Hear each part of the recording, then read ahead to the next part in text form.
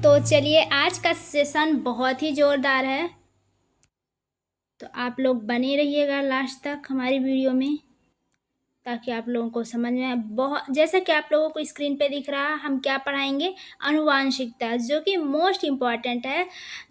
Biology का सबसे important chapter है, जो कि बहुत सारे बच्चे इसमें कंफ्यूज हो जाते हैं। आज हम वो टॉपिक बताएंगे जो कि पेपर में अक्सर पूछा जाता है।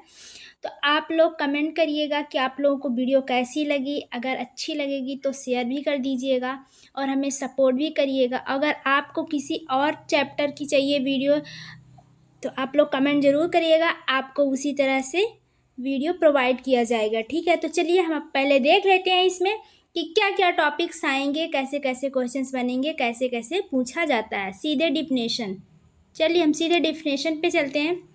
पहला नंबर का ये अनुवांशिकता, जो कि चैप्टर का मेन अध्याय का नाम है, अनुवांशिकता। ठीक, इज़ वेरी इंपॉर्टेंट है, पूरे बायोलॉजी का मोस्ट चैप्टर है, मोस्ट इम्पॉर्टेंट चैप्टर है पूरे बायोलॉजी का। तो ये चैप्टर पढ़ना बिल्कुल भी मिस नहीं करना, क्योंकि बहुत इंपॉर्टेंट है, हर बार पूछा जाता है। तो कैसे कैसे क्वेश्चंस बनेंगे अति में, तो चलिए हम वो पहले प्रश्न देख लेते हैं, उसके बाद हम इसका आंसर भी करेंगे। क्या क्या चीज़ें आएंगी, हमको कैसे कैसे करना है, कैसे कैसे पढ़ना है, कैसे कैसे लिखना है, कितने कितने नंबर के आएंगे। चलिए सारा कुछ देख लेते हैं, हमारी वीडियो में लास्ट तक बने रहिएगा ताकि आप लोगों को समझ में आए। तो ये सारे एक लाइन वाले सवाल है, एक शब्द वाले उत्तर हैं। पूछेगा जीन क्या है, डीएनए क्या है, ट्रांस यानी गुण, इसके अनुवांशिकता के गुण भी पूछेगा, डीएनए भी पूछेगा कि ये बॉडी में डाटा स्टोर, जैसे कि मोबाइल में डाटा होता है, डाटा स्टोर होता है, वैसे ही डीएनए कहाँ बॉडी में कहाँ स्टोर होता है। ये एक शब्द के उत्तर है। जीन क्या है यानी जेनेटिक्स क्या है, जेनेटिक्स क्या है, ये एक शब्द वाले उत्तर है, बिल्कुल ध्यान में रखना, ये सब पूछा जाता है। इसके प्रभावी लक्षण पूछेंगे, जो कि मेंडल के द्वारा ये क्वेश्चंस, बहुत सारे मेंडल से रिलेटेड क्वेश्चंस आएंगे, तो हम सारे इंपॉर्टेंट बताएंगे। अगर सारा कुछ एक ही वीडियो में आपको सारे इंपॉर्टेंट सवाल मिलेंगी, कहीं से अलग देखने की ज़रूरत नहीं है, एक ही वीडियो में सारा कुछ आपको मोस्ट इम्पॉर्टेंट टॉपिक हम लेके आए हैं। तो आप लोग बने रहिएगा, एक ही वीडियो में आपको सरलता के अनुसार मिल जाएगा मोस्ट टॉपिक। ये लाइन वाले सवाल, एक लाइन वाले सवाल है जो कि पक्का आते हैं। ठीक, एक शब्द वाले उत्तर। अब हम लघु में देख लेते हैं कि लघु में क्या क्या चीज़ें आएगा, 2 से 3 नंबर का। ठीक, देखो, प्रभावी अप्रभावी में अंतर क्या आएगा, प्रभावी या प्रभावी में अंतर भी पूछ लेता है, इज़ वेरी इंपॉर्टेंट है। और डीएनए में, जीन में डीएनए क्या होता है, जीन में डीएनए कहाँ पाया जाता है, क्या होता है, तो इसके बारे में हम आगे चलकर डिस्कशन करेंगे। ठीक, देखिए इसका अगर आप ट्रांसपोर्ट लिखेंगे तो उसका उदाहरण भी साथ साथ लिखिएगा। अभिविधता तो बिल्कुल पूछता है इसमें, ये तो बनता ही है टॉपिक इसका। ठीक, इसमें कोई लेना देना ही नहीं, ये आएगा ही आएगा, तो बिल्कुल ध्यान में रखना। ये सारे जितने सारे मैं मोस्ट इम्पॉर्टेंट क्वेश्चंस बता रही हूँ, इन सारे का आंसर बताऊंगी, कैसे लिखना है आपको, कैसे एक्सप्लेन करना है, किस तरह से कितने लाइंस लिखना है, क्या इसके एग्जाम्पल्स भी लिखना है, इसके पूरे टोटल डायग्राम्स भी बनाएंगे, तो आपको 4 से 5 नंबर पूरा मिलेगा। अब देख लेते हैं दीर्घ उत्तरी में कैसे कैसे प्रश्न बनेंगे। क्या दीर्घ उत्तरी में कैसे कैसे प्रश्न बनेंगे, यहीं से सारे मार्क्स बनते हैं। ठीक, ग्रेगर मंडल के प्रयोग, ग्रेगर मंडल का प्रयोग जो सबसे इम्पोर्टेंट, पूरे चैप्टर का सबसे इम्पोर्टेंट टॉपिक है, ग्रेगर मंडल का प्रयोग। पूरा चैप्टर यानी मटर के पौधे से उन्होंने कैसे बताया था, एक्सप्लेन किया था जीन के बारे में, यानी अनुवांशिकता के बारे में, संतति के बारे में उन्होंने, ग्रेगर मंडल ने बताया था। तो इसका आप साथ में डायग्राम भी बनाएंगे तो बहुत अच्छा नंबर मिलेगा। इज़ वेरी इंपॉर्टेंट है, बिल्कुल मिस नहीं करना, इसको कहीं लिख लेना आप लोग कापी में, ये इम्पॉर्टेंट है। ये सारे हमने जितने क्वेश्चंस आपको बता रखे हैं, बता रहे हैं, ये सारे बच्चे आप लोग नोट्स कर लीजिएगा, सारे इम्पॉर्टेंट हैं।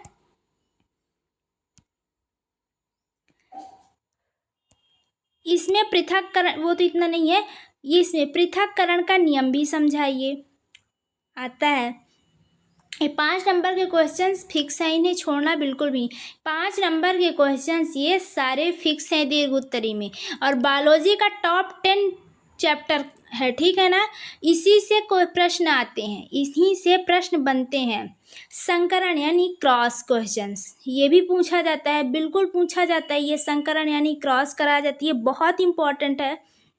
जिसे टी क्रॉस बनाओ यानी द्विसंकरण कराता है, तो इसमें क्या निकलता है, इसका डायग्राम भी आपको आगे मिलेगा चल के अगले वीडियो में डिटेल्स के साथ हम बताएंगे इसको। आज इसमें हम इम्पोर्टेंट क्वेश्चंस बता रहे हैं, ताकि आप लोग ध्यान में रख लेना कि क्या क्या हमें चीज़ें पढ़नी है, क्या क्या। बस प्रश्न को रटना नहीं है, प्रश्न को रटना नहीं, उत्तर रटना नहीं है कि इसका उत्तर। बच्चे इसको समझना भी ज़रूरी है। आप जितने अच्छे से समझ पाओगे, एक्सप्लेन कर पाओगे, वो ज़्यादा बेटर रहेगा। समझने वाली चीज़ें क्या है ना कि वो ज़्यादा देर तक स्टोरेज रहती है, दिमाग में टिकी रहती हैं। आप वो समझ बूझ के, अगर नहीं भी याद है तो आप समझ बूझ के कर लोगे। और रटने वाली चीज़ है कि 1 घंटे पहले रट लिए, दूसरे चंद सेकंड पहले भूल भी गए। तो हमको समझना है, इसका डायग्राम समझना है, हर क्वेश्चन को समझ के करना है, रट के नहीं, ठीक है ना। अगर आप बायोलॉजी के साथ साथ अगर आप मैथ्स का भी चाहिए आप लोगों को टॉपिक, तो आप लोग कमेंट ज़रूर कर दीजिएगा।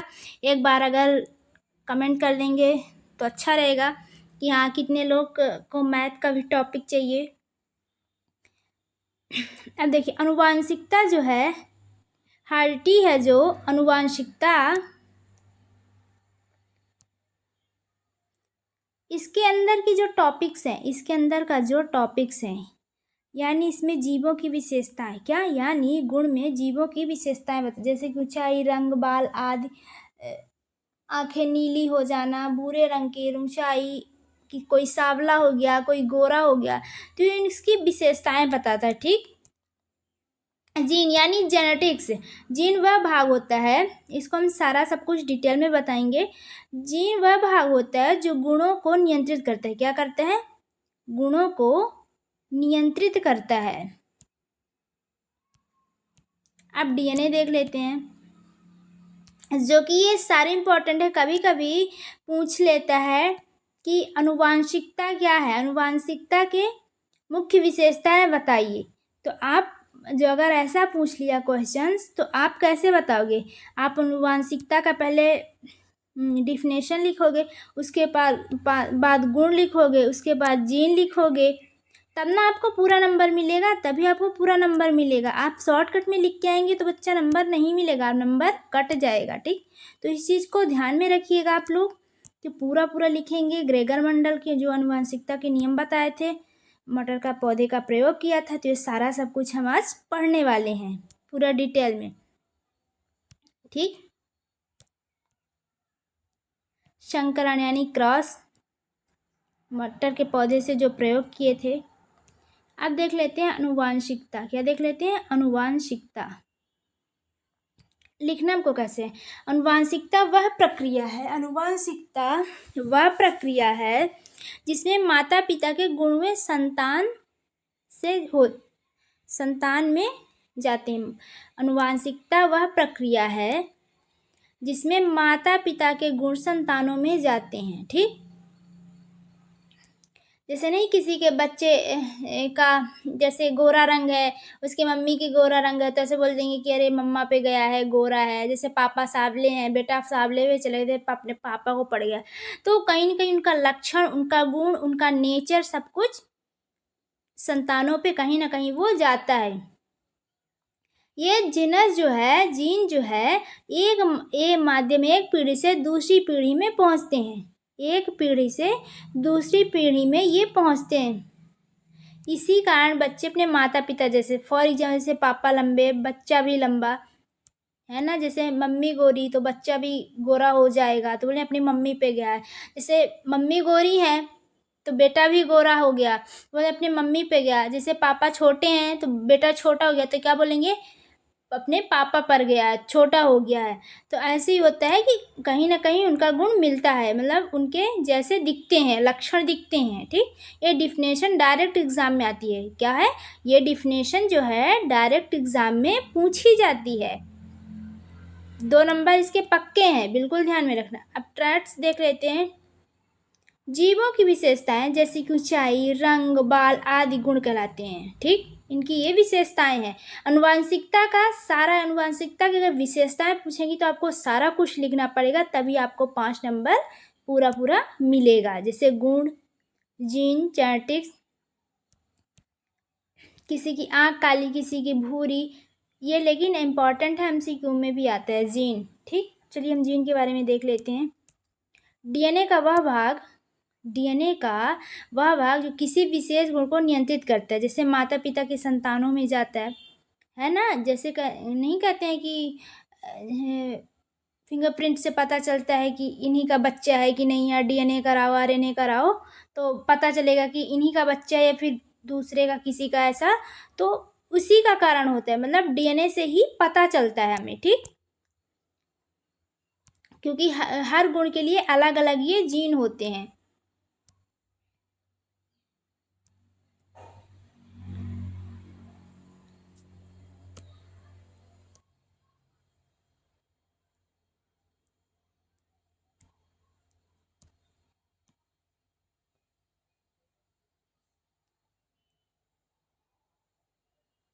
चलिए, डीएनए वो आंशिक पदार्थ है जिसमें सभी गुणों की जानकारी होती है। क्या होती है? सभी गुणों की जानकारी होती है। ये कोशिका में नाभिक पाया जाता है, कोशिका के नाभिक में पाया जाता है, जीन को धारण करता है। ठीक, बॉडी का, जो हमारे शरीर का सारा डाटा डीएनए में स्टोर होता है। कहाँ होता है? सारा डाटा, एनर्जी डीएनए में स्टोर होता है। डीएनए का ये काम होता है, तो आप लोग ध्यान में रखिए। अब बात आई ग्रेगर मंडल की। क्या? ग्रेगर मंडल जी की। ठीक, इज़ वेरी इंपॉर्टेंट है, ये मोस्ट इम्पॉर्टेंट है। ठीक, आप लोग इसको इम्पोर्टेंस लगा लीजिएगा या कॉपी में कहीं लिख लीजिएगा, मिस नहीं करिएगा, लास्ट तक बने रहिएगा। अगर आपको मैथ्स की भी टॉपिक्स चाहिए ऐसे इम्पॉर्टेंट, तो आप लोग कमेंट कर दीजिएगा, ज़रूर आपको प्रोवाइड कराया जाएगा। अगर हमारी वीडियो अच्छी लगेगी तो लाइक शेयर भी कर दीजिएगा और थोड़ा थोड़ा हमें सपोर्ट भी कर दीजिएगा। ठीक, thanks for watching my video.